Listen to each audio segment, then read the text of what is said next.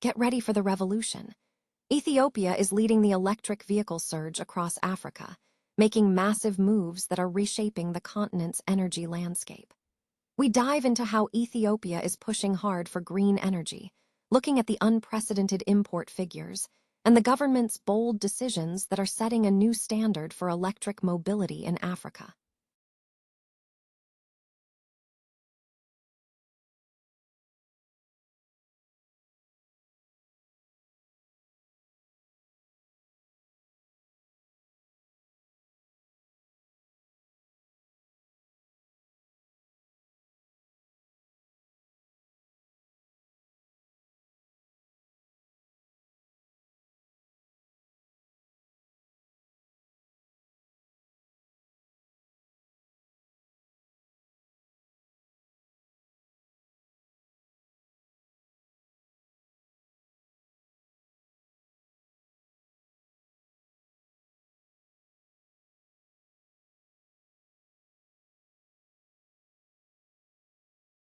Next up, we shift, and finally, we examine the strategy behind the next wave of electric vehicles.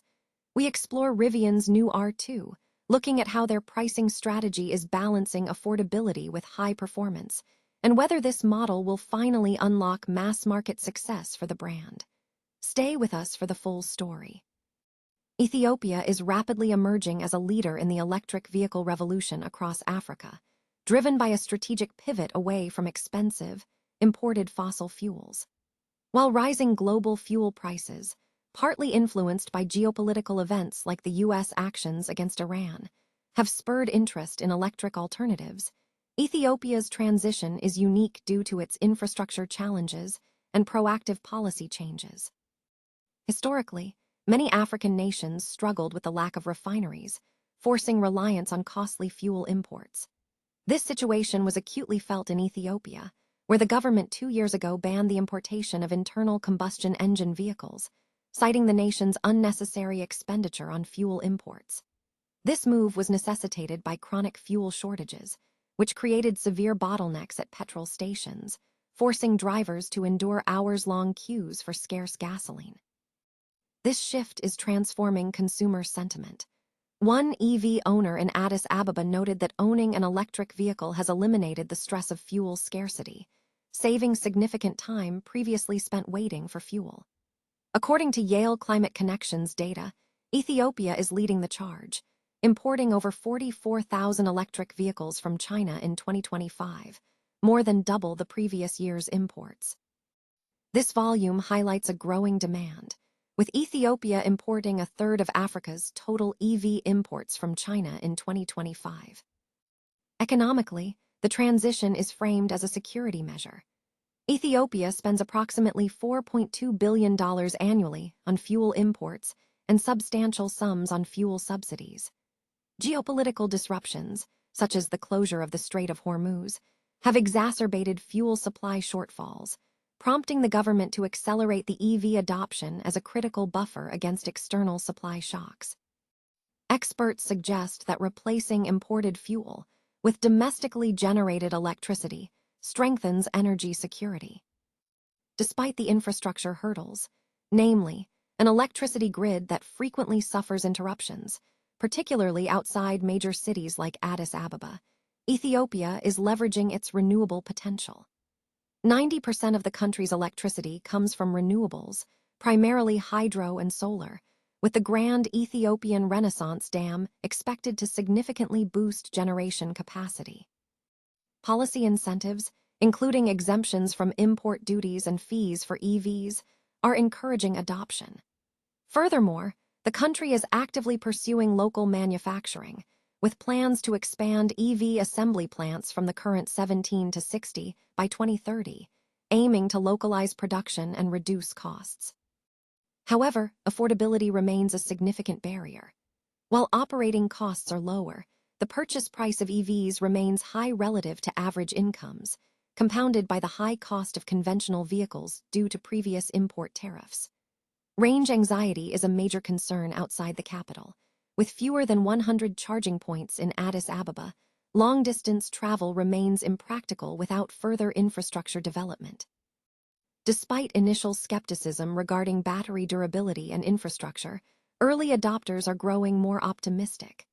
Analysts note that the shift offers long-term benefits, suggesting that by reducing reliance on volatile global oil markets, private EV owners can see substantial savings, potentially easing transport costs and improving economic access.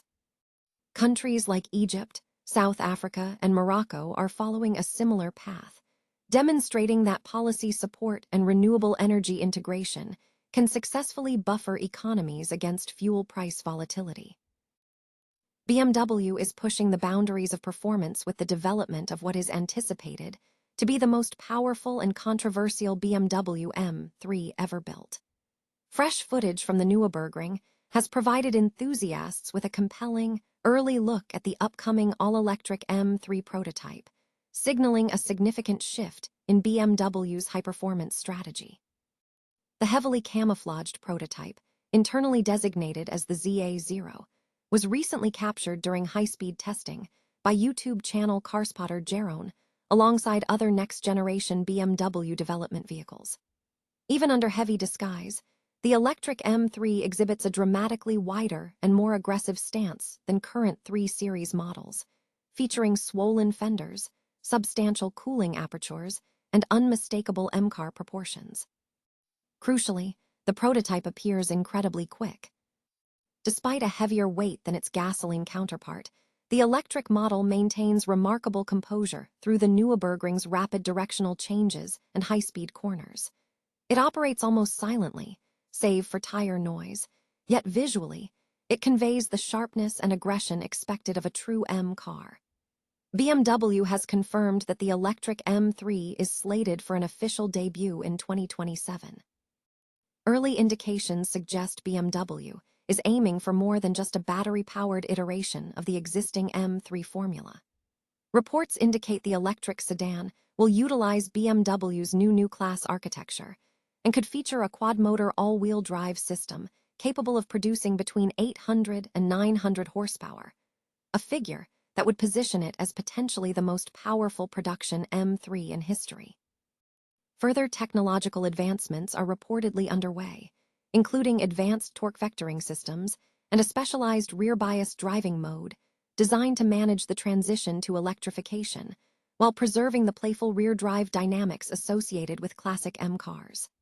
The new Heart of Joy software platform is also expected to be central to enhancing throttle response, handling precision, and overall driver engagement in this high-performance EV. The decision to extensively test the electric M3 at the Nürburgring underscores BMW's commitment to proving the vehicle's capability to handle endurance, cooling demands, and chassis precision, the ultimate proving ground for performance cars. The footage suggests BMW is determined to demonstrate that the electric M3 can deliver genuine driver engagement beyond mere straight-line speed. Skepticism remains high among purists regarding electric M cars, given the M3's legacy built on lightweight engineering and traditional powertrains.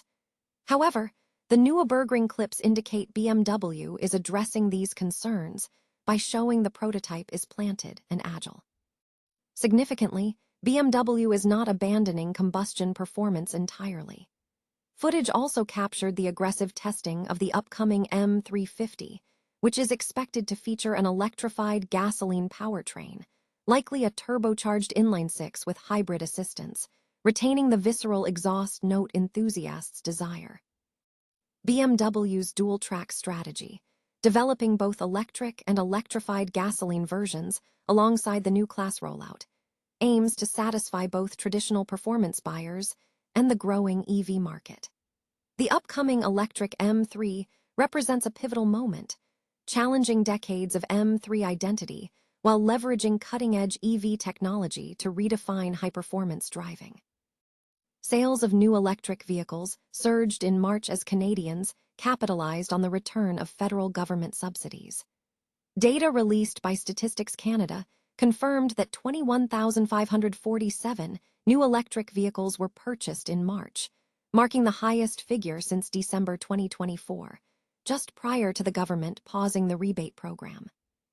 The reinstatement of subsidies occurred on February 16, following a pause in January 2025 when the previous funding was depleted. March sales demonstrated significant growth, jumping 83% from the previous month and 75% compared to the same time last year. Clean Energy Canada Director Joanna Kyriazis suggested this surge was driven by both the direct incentive of the $5,000 rebate and pent-up consumer demand. She noted that the average price of an electric vehicle is approaching parity with that of all new cars, signaling a key market tipping point. Despite the sales boost, the overall market share for electric vehicles remains relatively low, standing at just over 12% of all new vehicles sold. This follows Prime Minister Mark Carney's decision last fall to pause the electric vehicle sales mandate, which aimed for EVs to constitute at least 20% of new auto sales across Canada this year, with a long-term goal of 100% by 2035. March also saw a 42% month-over-month increase in overall vehicle sales. However, Transport Canada has yet to release specific EV market data, as dealerships have been submitting subsidy claims for nearly 2 months. A spokesperson for Transport Canada confirmed they are currently validating the submitted data and expect the first monthly statistics to be published in the coming weeks. The current federal incentive structure offers $5,000 toward new EVs and $2,500 toward plug-in hybrids. These rebates are scheduled to decrease annually until the program is phased out after 2030 or funding runs out. Eligibility is restricted to vehicles priced under $50,000 and imported from countries with a free trade agreement with Canada, excluding Chinese EVs. Canadian-made EVs, such as the Dodge Charger and Chrysler Pacifica, are exempt from the $50,000 price cap. The government has allocated $2.3 billion for the program over 5 years, targeting 840,000 new EVs on the road. Rivian's strategy for its new R2 SUV is proving complex, as the perception of affordability hinges entirely on customer configuration choices. Following an 18% sales decline in 2025, Rivian introduced the R2 as a move to capture a broader market segment with a smaller, lower-priced SUV targeting mainstream premium EV buyers. While initial pricing for the standard and premium trims is set below the $55,000 mark, the company deliberately launched the high-performance performance variant first. This top-spec model, featuring dual-motor all-wheel drive, 656 horsepower, and a 3.6-second 0-60 mph time, starts at $57,990 before options and fees. This launch sequencing is a common industry tactic, allowing automakers to maximize early revenue by debuting higher-margin versions before introducing lower-cost trims. As buyers customize their vehicles, costs escalate rapidly. The standard launch package includes premium features like the tow package and Autonomy Plus, but adding simple upgrades quickly drives the price up. For instance, exterior colors can add $2,000, $20-inch all-terrain wheels and tires cost an additional $1,000, and interior packages can add further expense. A fully equipped R2 can easily reach around $64,500 before taxes and fees. Despite positioning the R2 as an accessible alternative to larger models, its starting price still places it above many mainstream electric SUVs. However, Rivian is banking on its established brand identity, rugged outdoor capability, and lifestyle appeal to justify a premium for buyers seeking a unique vehicle. The long-term significance of the R2 is strategic. It is expected to become Rivian's first mass-market model, expanding its sales volume beyond niche premium enthusiasts. This shift is crucial for the company's survival, requiring a delicate balance between increasing transaction prices through optional features and maintaining healthy profit margins in a fiercely competitive EV landscape.